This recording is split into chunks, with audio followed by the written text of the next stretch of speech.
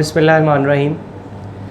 बेटा first year chapter number 4 cell, lecture number 1। बेटा हम इस चैप्टर के इंट्रोडक्शन के अंदर ये देखेंगे कि एक्चुअली सेल है क्या था, डिफरेंट साइंटिस्ट ने सेल के बारे में थ्योरीज क्या दी थी। बेटा अगर हम सेल की बात करें तो सेल हमें पता है कि सेल क्या हो सकता है, structural and functional unit of life. ऐसी चीज़ जो बॉडी का स्ट्रक्चर भी बनाती है और क्या परफॉर्म करवाती है, फंक्शन भी परफॉर्म करवाती है। अब बेटा अगर मैं नेक्स्ट देखूं तो मैं ये कहता हूं कि हमारी बॉडी के अंदर जो स्मॉलेस्ट लिविंग थिंग है ना, छोटी से छोटी जिंदा चीज़ जो एक ह्यूमन बीइंग के अंदर होती है बेटा, वो क्या होती है, वो सेल ही होता है। बेटा थर्ड अगर मैं इसको देखूं तो मैं क्या कहता हूं, जो सेल होता है वो क्या करता है, all the activities of life. ज़िंदगी से मुतल्लिक जितनी भी एक्टिविटीज़ होती हैं उनको परफॉर्म कौन करवाते हैं, सेल ही परफॉर्म करवाते हैं। किस तरह से सेल परफॉर्म करवाते हैं बेटा देखें, अगर मैं बॉडी की बात करूं, एक ह्यूमन की बॉडी है।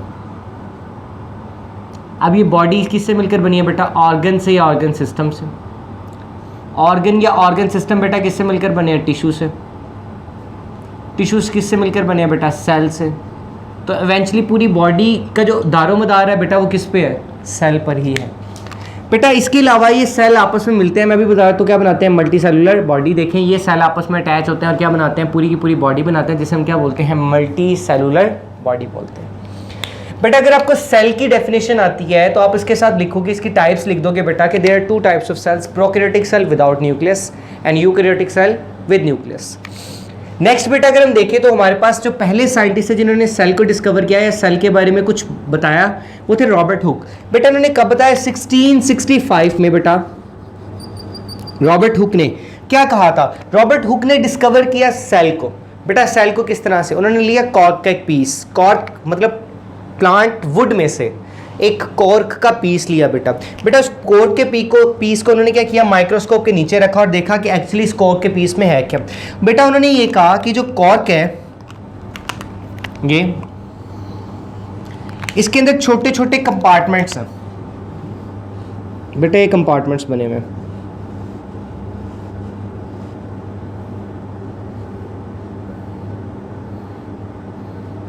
ये कंपार्टमेंट इस तरह के हैं जिस तरह का क्या होता है, हनी कॉम, एक शहद का छत्ता, हनी कॉम की तरह के।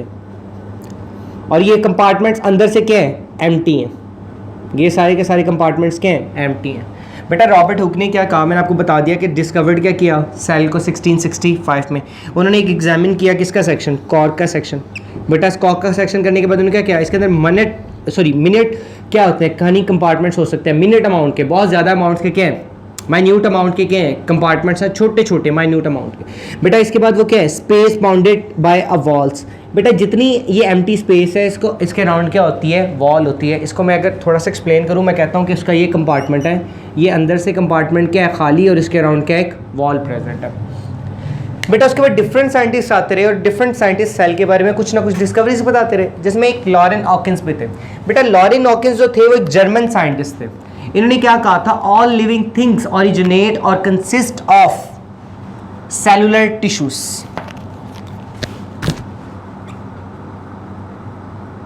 सेलुलर टिश्यू, तमाम के तमाम जो जानदार थे या तो वो ओरिजिनेट हुए थे किससे बेटा,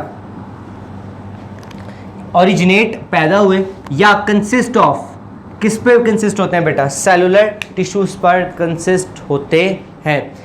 अब बेटा इसके बाद क्या हुआ, बेटा इसके बाद ये हुआ कि हमारे पास एक नेक्स्ट साइंस है जिनका नाम था जेन बैप्टिस्ट डी लेमार्क। बेटा जो जेन बैप्टिस्ट डी लेमार्क थे, उन्होंने बताया कि कोई भी जानदार सेल के बगैर जिंदा नहीं रह सकता। तमाम के जानदार के जो बॉडी पार्ट्स हैं या बॉडी है वो सेल से मिलकर बनी है। कोई भी जानदार सेल या सेल की बनी हुई चीज़ों के बगैर जिंदा नहीं रह सकता। ये बात किसने की थी, जेन बैप्टिस्ट डी लेमार्क ने 1809 में। बेटा नेक्स्ट मूव करेंगे तो हमारे पास जो साइंटिस्ट आते हैं वो है रॉबर्ट ब्राउन। रॉबर्ट ब्राउन जो थे बेटा, इन्होंने डिस्कवर किया था न्यूक्लियस को। बेटा अगर रॉबर्ट हुक के बाद अगर देखा जाए तो एक साइंटिस्ट है जिनका नाम था रॉबर्ट ब्राउन, जिन्होंने डिस्कवर किया था किसको बोला, न्यूक्लियस को डिस्कवर किया था। कब बेटा, 1831 में। बेटा डिस्कवर करने के बाद इन्होंने डिसप्रूव किया था आइडिया, किसका वाला, रॉबर्ट हुक का।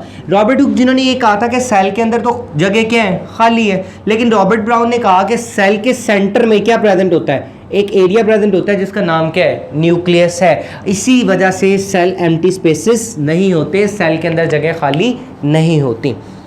बेटा मूव फॉरवर्ड करें तो हमारे पास 2 साइंटिस्ट हैं, थियोडोर श्वान और शेल्डन। थियोडोर श्वान बेटा एक जर्मन जोलॉजिस्ट थे।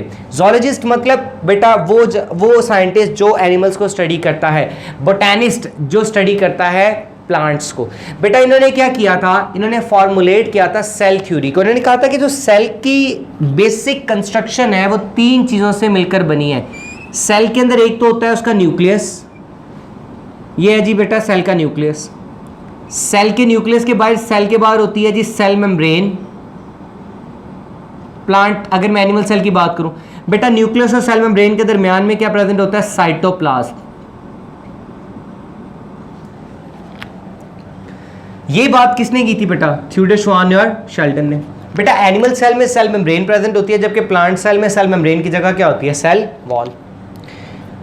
अच्छा जी, सॉरी, एनिमल सेल में क्या होती है, सेल मेम्ब्रेन, जबकि प्लांट सेल में सेल मेम्ब्रेन के बाहर की तरफ क्या होती है, सेल वॉल प्रेजेंट होती है। बेटा कुछ साइंटिस्ट ऐसे हैं जिन्होंने सेल थ्योरी में हेल्प की, एक्सटेंशन किया। बेटा जैसे रॉडल्फ विर्चू थे, इन्होंने कहा था कि जितने नए सेल हैं ना वो कहाँ से वजूद में है, वो कहता है जितने पुराने सेल डिवाइड होंगे, जैसे रेड ब्लड सेल से नए सेल्स बने हैं तो रेड ब्लड सेल डिवाइड करेंगे तो क्या बनाएंगे, न्यू सेल्स बनाएंगे बेटा। तो इसी तरीके से बेटा वो क्या कहते थे, all cells arise from division of pre existing cells. तमाम के तमाम जो नए सेल्स हैं वो पुराने सेल्स के डिवाइड करने से वजूद में आए हैं। दूसरी बात बेटा, ये अगेंस्ट है किसके भला, ए बायोजेनेसिस के। बेटा बायोजेनेसिस क्या होती है, ए बायोजेनेसिस क्या होती है। बेटा बायोजेनेसिस वाले ये साइंटिस्ट ये कहते हैं कि दुनिया में जो जानदार हैं वो आहिस्ता आहिस्ता डेवलप्ड होके मुकम्मल हुए, मतलब एवोल्यूशन हुई है। लेकिन जो ए बायोजेनेसिस वाले हैं वो ये कहते हैं कि दुनिया अचानक पैदा हुई है, कोई स्पॉन्टेनियसली या आहिस्ता आहिस्ता कोई भी तब्दीली नहीं आई, वो एकदम से दुनिया में क्या आ गए, वजूद में आ गए जानदार। बेटा उसके बाद आए लुईस पास्चर। जो लुईस पास्चर ने, इन्होंने क्या किया था बेटा, उन्होंने सपोर्ट किया आइडिया वाला किसका, विर्चूज का सपोर्ट किया आइडिया का, ठीक है। उन्होंने कहा था जो माइक्रो ऑर्गेनिजम्स हैं वो कहाँ से बने हैं, वो बैक्टीरिया से बने हैं। बेटा वो कहते हैं बैक्टीरिया फर्स्ट आपके पास क्या थे, ऑर्गेनिज्म थे जो माइक्रो ऑर्गेनिज्म थे, उन्हीं से सारे माइक्रो ऑर्गेनिज्म क्या हुए हैं, ओरिजिनेट हुए। बेटा ऑगस्ट वाइजमैन आए, उसके बाद जो ऑगस्ट वाइजमैन थे उन्होंने क्या कहा था कि तमाम के तमाम जो सेल्स हैं, चाहे वो एनिमल सेल हैं, चाहे वो प्लांट सेल हैं, चाहे वो किसी भी किस्म के सेल्स हैं, बेटा उनका ओरिजिन क्या है, सेम, एक ही ओरिजिन है। ये तो थे वो साइंटिस्ट जो जिन्होंने डिफरेंट मौक़ों के ऊपर डिफरेंट हमारे पास क्या दी सेल थ्योरी के अंदर, या उसको आगे उसको प्रूफ करवाने में या उसको बेहतर बनाने में क्या किया, हेल्प किया। हमने क्या देखा बेटा, सबसे पहले सेल क्या होता है या सेल की डेफिनेशन क्या हो सकती है, ये आपसे शॉर्ट क्वेश्चन में पूछा जा सकता है कि बताएं, डिफाइन करें सेल को। आपसे कंट्रीब्यूशन ऑफ रॉबर्ट हुक को शॉर्ट क्वेश्चन में पूछा जा सकता है बेटा। इसी तरीके से बेटा पूछा जा सकता है what is the contribution of Lauren Hawkins, Jane Pepys, de Lamarck. आप लिखेंगे कैसे बेटा, ये सारे साइंटिस्ट के बारे में शॉर्ट क्वेश्चन के तौर पे पूछा जा सकता है। आप साइंटिस्ट का नाम लिखेंगे बेटा, साइंटिस्ट का नाम लिखने के बाद बेटा 2 लाइनों में उसकी कंट्रीब्यूशन बता देंगे। जस्ट लाइक रॉबर्ट ब्राउन है तो बेटा आप लिखोगे डिस्कवर्ड क्या किया था, न्यूक्लियस, डिसप्रूव किया था हुक आइडिया को, उसके बाद सेल क्या थी, नॉट एम्प्टी स्पेस। अगर आपसे पूछा जाए रॉडल्फ विर्चू ने क्या कहा था, तो बेटा उन्होंने ये कहा था कि all cells arise from division of pre existing cells. अब बेटा हम नेक्स्ट डील करते हैं कि आपके पास सेल थ्योरी के फीचर्स क्या क्या थे। बेटा उनको देखते हैं फीचर्स को। बेटा फीचर्स की बात करें कि फीचर्स क्या क्या हो सकते हैं सेल थ्योरी के, तो features all organism composed of 1 और मोर सेल, तमाम के तमाम जानदार एक या एक से ज़्यादा सेल से क्या मिलकर बने हुए। बेटा अगर मैं इसके बाद बढ़ूँ तो सेल अराइज कहाँ से हुए, प्री एग्जिस्टिंग सेल। बेटा जितने भी पुराने सेल थे वो डिवाइड हुए और इनसे क्या बने, नए सेल्स बने।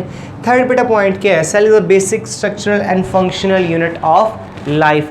सेल हमारी बॉडी का स्ट्रक्चरल और फंक्शनल यूनिट क्या है। अब बेटा अगर मैं नेक्स्ट देखूँ तो cell as a unit and structural function किस लिहाज से, बेटा सेल हमें पता है परफॉर्म करता है डिफरेंट फंक्शंस, हर सेल डिफरेंट फंक्शन परफॉर्म करता है। हमारी बॉडी के अंदर डिफरेंट टाइप के सेल्स हैं जो डिफरेंट फंक्शन क्या कर रहे होते हैं, परफॉर्म। जस्ट लाइक अगर मैं एनिमल सेल की बात करूं तो मसल सेल्स हैं। बेटा मसल सेल्स क्या करते हैं, कॉन्ट्रैक्ट करवाते हैं या रिलैक्स करवाते हैं हमारी बॉडी को।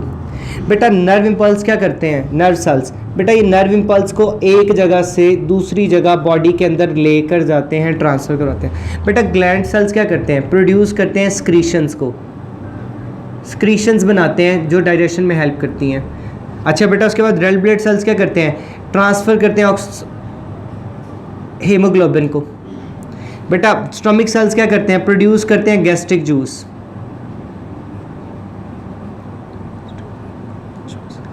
अगर बेटा इसी तरह मैं एनिमल सेल की बात करूं, प्लांट सेल की बेटा, तो जाइलम सेल क्या करते हैं, ट्रांसपोर्ट करते हैं वाटर को।